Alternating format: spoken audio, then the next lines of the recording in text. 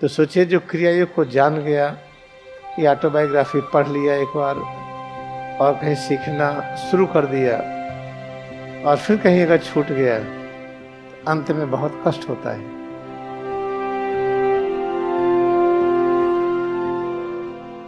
जब अंत में हम जाने लगे, जिसको कहते हैं कि यमराज आ गए, अब मृत्यु आ गई, अब बस मरने वाले हैं, कहीं ऐसी स्थिति ना आ जाए कि उस समय की स्थिति आए और हम पछताएं कि हमने क्रिया का अभ्यास क्यों नहीं किया।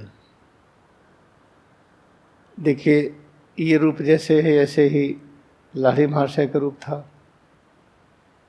सिर ऊपर रीढ़ नीचे, घर गृहस्थी वाले थे। हाँ, घर गृहस्थी में रह के कैसे रहा जाता है उनसे सीखना चाहिए। स्वामी तीर्थगिरी, हाँ, परमहंस योगानंद को बहुत बड़ी जिम्मेदारी सौंपी गई, तो उनको आवश्यकता नहीं थी कि एक जगह पर रहें, उनको पूरी दुनिया में घूमना था। इससे पूरा दुनिया का हर व्यक्ति ही उनके घर गृहस्थी का बन करके दिखा दिया। किसी एक परिवार की आवश्यकता नहीं पड़ी। हालांकि भगवती चरण घोष और योगानंद की माँ और भाई बहन सब परिवार के थे, लेकिन परमहंस योगानंद का साथ कौन दिया? अमेरिकन, यूरोपियन, ये सब साथ दिए। बाकी क्यों नहीं दिए? बाकी साथ देना उचित नहीं था। उनको भारत में काम तो करना नहीं था, काम करना था अमेरिका में, विदेश में। जब तक बाहर के लोग जुड़ेंगे नहीं, काम होगा कैसे? अब क्रिया कार्यक्रम भारत में फैल रहा है।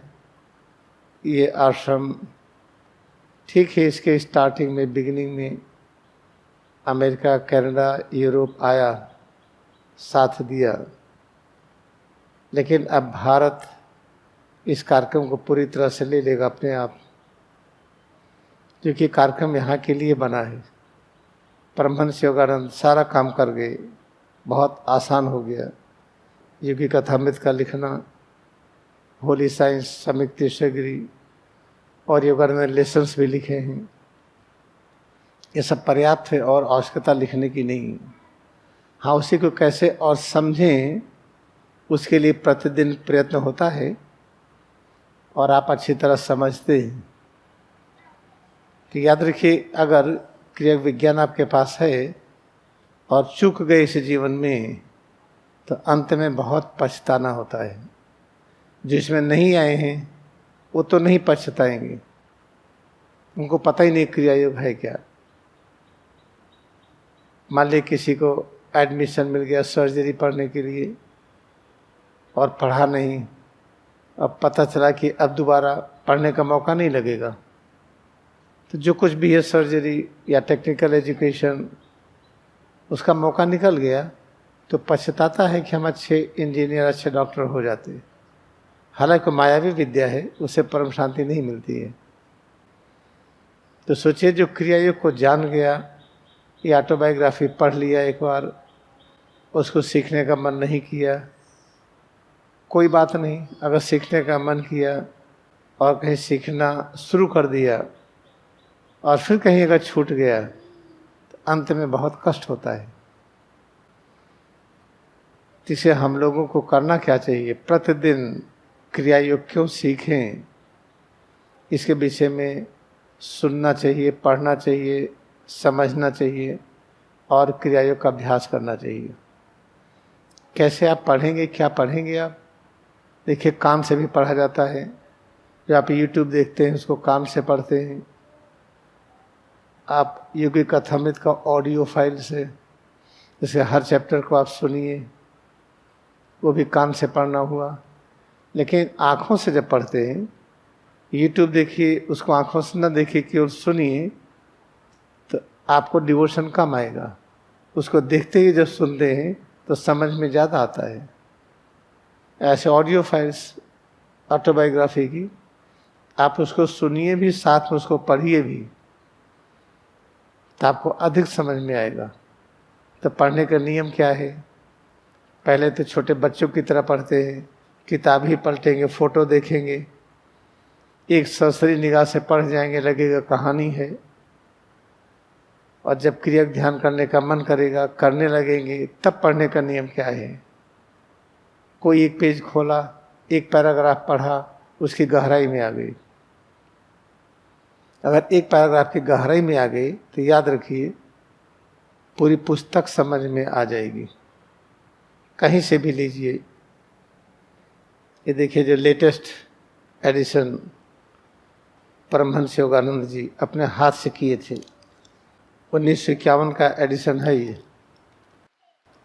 अब सोचिए हमको कैसे मिल गया, हमारे पास तो था नहीं। हमने कहा वो एडिशन कहाँ गया, कैसे मिलेगा? सोचिए लाइब्रेरी से किताब निकाल करके वापस करनी पड़ती है। कोई लाइब्रेरी से निकाला और हमको दे गया, उसकी पेनाल्टी भरा वो। कोई कनाडा से लाया था। तब ये जिस तरह से लिखा है, इसको एज इट इज पब्लिश हो। इच्छा होती इसमें एडिटोरियल जोड़ दिया जाए कुछ, बाकी और कुछ ना किया जाए तो अधिक प्रभावशाली होगा। जैसे इसमें जो सिग्नेचर है परमहंस योगानंद का, इस तरह से लिखते हैं।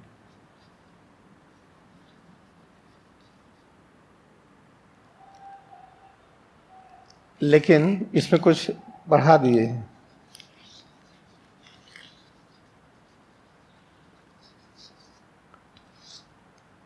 इस तरह सिग्नेचर लिखते हैं, लेकिन इसमें नई वाले एडिशन में MA कर दिया गया है।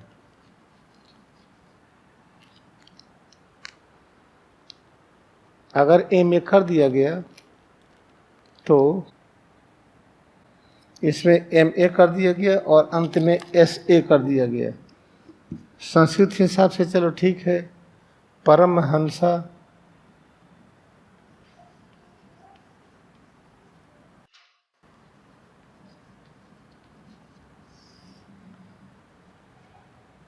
ये जब संस्कृत के हिसाब से ठीक है, लेकिन सिग्नेचर की कोई भाषा नहीं होती।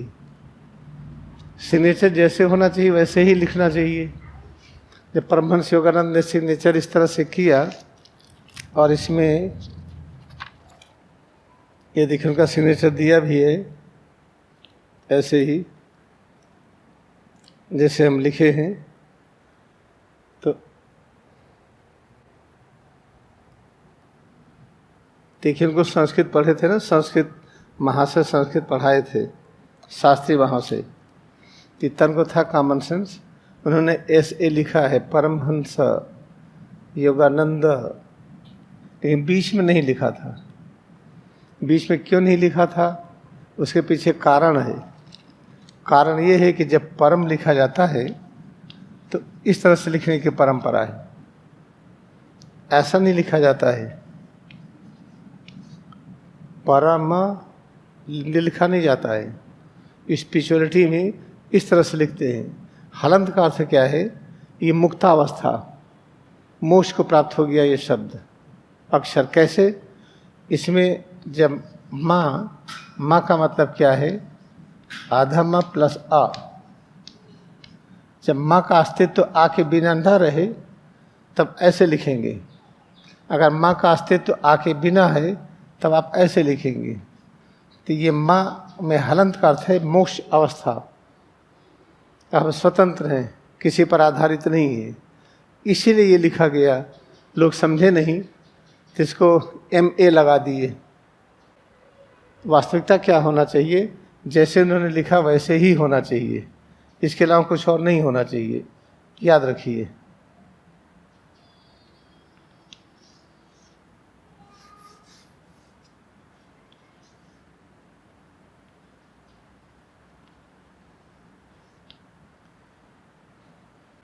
लेकिन हम समझा रहे हैं कि परम का अर्थ क्या है, इस परम का अर्थ क्या है कि ये है बंधन युक्त अवस्था, ये है बंधन मुक्त अवस्था। तो फिर पा क्या है? पा है पालन। किस चीज़ को पाएंगे हम? सच और अहिंसा क्या है? सत्य और अहिंसा है क्या? भगवान का नाम ही सत्य है। तो हम सत्य को पाएं। सत्य मिल गया तो हिंसा मिल गया। भगवान अमर है तो अमरता का अनुभूति होगी। ठीक है, इसके साथ ये राग क्या है भाई? राग आते हैं परब्रह्म की वो अवस्था जो दृश्य जगत के रूप में है, जो शब्द स्पर्श रूप रस गंध के माध्यम से हम अनुभव करते हैं, सुन करके, देख करके, स्वाद गंध आदि। तीसरे पारा लिखा गया। अब देखिए रा में आ है, इसका मतलब कि हमें बंधन युक्त रहना चाहिए। हमें बंधना चाहिए। कैसे भाई? मान लें कि आप MSc हैं, PhD हैं, गोल्ड मेडलिस्ट हैं, तो क्या प्राइमरी क्लास को नहीं पढ़ाएंगे? क्या छोटे बच्चे को क ख ग ABC 1 2 3 नहीं पढ़ाएंगे? तो उसको पढ़ाएंगे तो बच्चे से बांधना पड़ेगा ना। इसीलिए बार बार पृथ्वी पर आना चाहिए, क्योंकि जब परब्रह्म सब रूपों में है तो पृथ्वी पर क्यों बार बार आना चाहिए? उसके पीछे कारण ये है, जब आप ज्ञान की उस स्थिति में पहुंचिए जिसको ज्ञान की पूर्णावस्था कहते हैं, तो आपको अनुभव होगा आप ही दृश्य जगत के रूप में हैं। तो अपने किसी दृश्य रूप को छोड़ेंगे क्यों आप? इसलिए कृष्ण भगवान ने कहा कि हम बार बार आएंगे। जीसस का इसने कहा कि हम फिर आएंगे। परमहंस योगानंद ने कहा कि अगर एक भी रह गए पृथ्वी पर तो हम आएंगे। इसे थोड़ा सा हम कर रहे हैं, जब इसका हम डिटेल हम एडिटोरियल, जैसे होली साइंस के एडिटोरियल में पूरा होली साइंस है, जो परमहंस योगानंद ने अनुवाद किया है इसका संस्कृत श्लोक का, उसके पहले जो एडिटोरियल है ये स्वामी तीसरा गिरी ने खुद लिखा है अंग्रेजी में।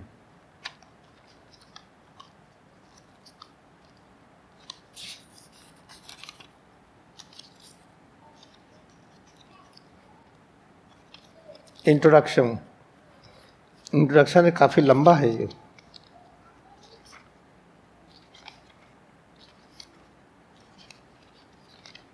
सोचिए कि 24 पेज का है ये 24 पेज के इंट्रोडक्शन में पूरा होली साइंस है। इसे पूरा वेद है।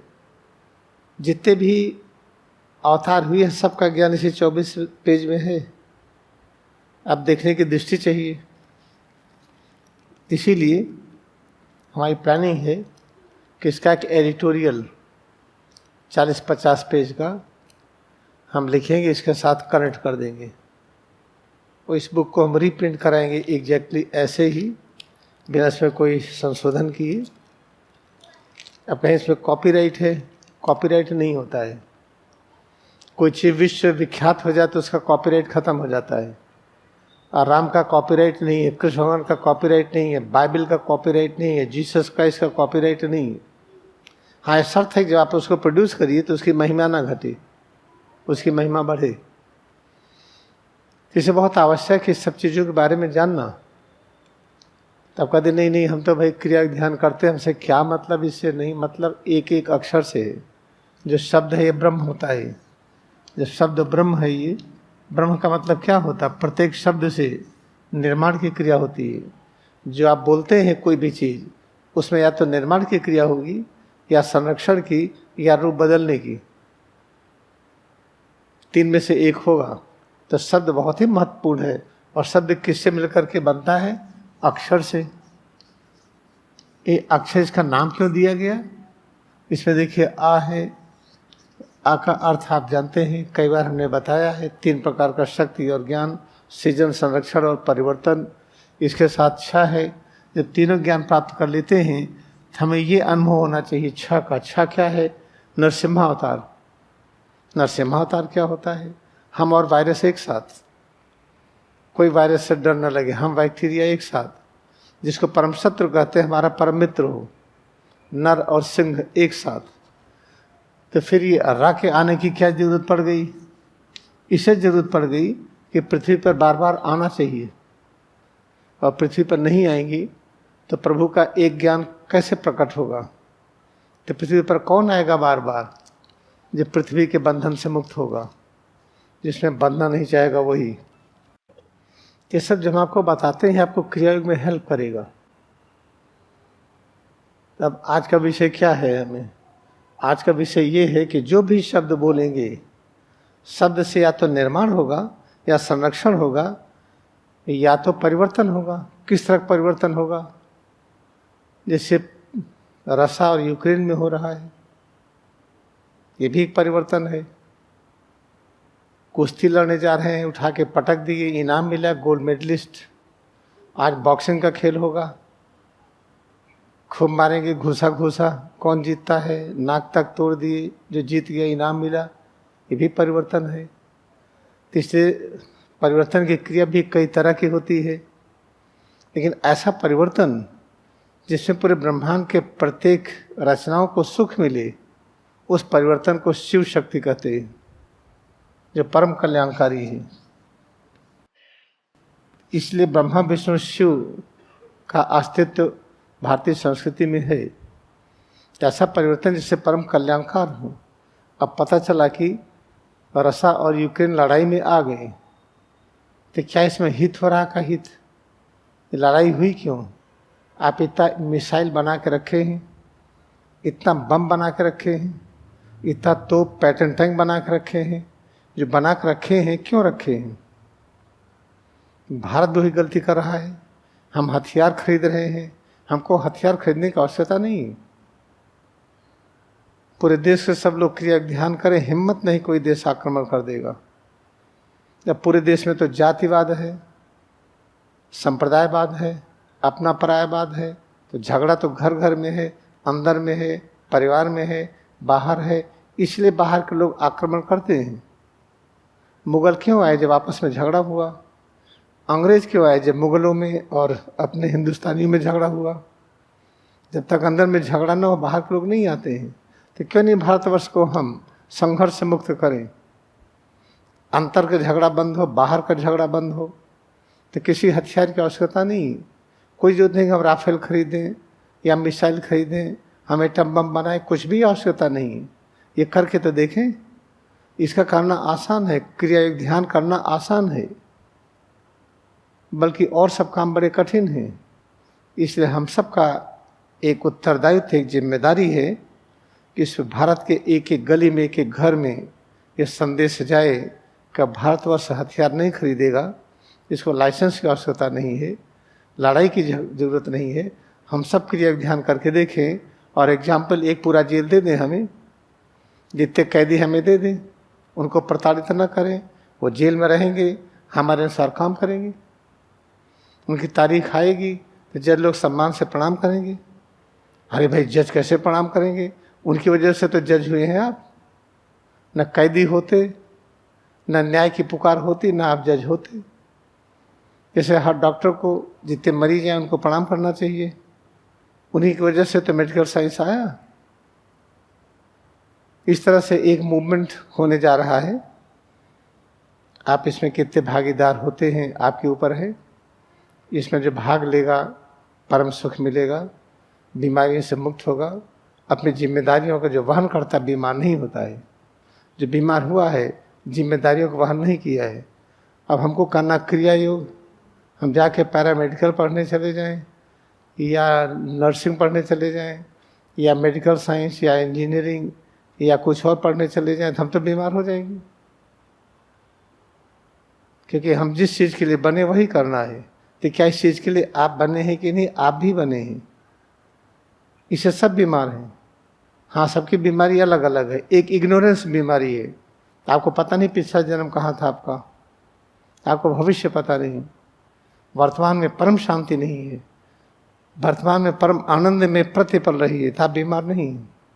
यह तभी संभव है जब आप अतीत और भविष्य दोनों को जानते होंगे। इसको याद रखिए, अतीत, भविष्य और वर्तमान तीनों में एक साथ कैसे रहेंगे? जब तक रहेंगे नहीं, जानेंगे कैसे? वो क्रिया योग जो अभ्यास है, इस अभ्यास में लीन हो जाइए, आप अतीत, वर्तमान, भविष्य तीनों में रहेंगे। इसका प्रमाण देखिए, परमहंस योगानंद को भविष्य में क्या करना है पहले से पता था। अतीत में कहाँ थे पहले से पता था। जन्म लेने के पहले कहाँ थे उनको पता था। यहाँ पर क्रियागाश्रम बनेगा, इसको बहुत पहले ही ध्यान में आया था कि यहाँ बनेगा। इस जीटी रोड के दाहिने बाईं तरफ पूरे विश्व के लोग रहेंगे।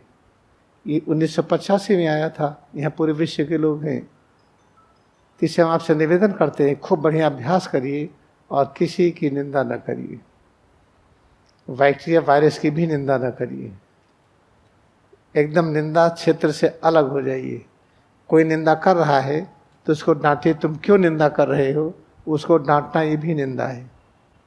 आप कोई बहाना बना के खिसक लीजिए वहां से। कैसे खिसके? अरे फोन आ गया, कहीं जा रहे हैं, तो पता चल जाता है ना। अरे बाथरूम जा रहे हैं, तब तो नहीं कहेगा बैठो। कोई आ गया, कहाँ जा रहे भाई, बाथरूम जा रहे हैं, बैठे माते हैं, आधा घंटा लगा दीजिए। अरे क्या करें, श्वास दर्शन करे थे, भूल गए उसी में। ओ, श्वास दर्शन क्या होता है भाई, क्रिया योग क्या होता है?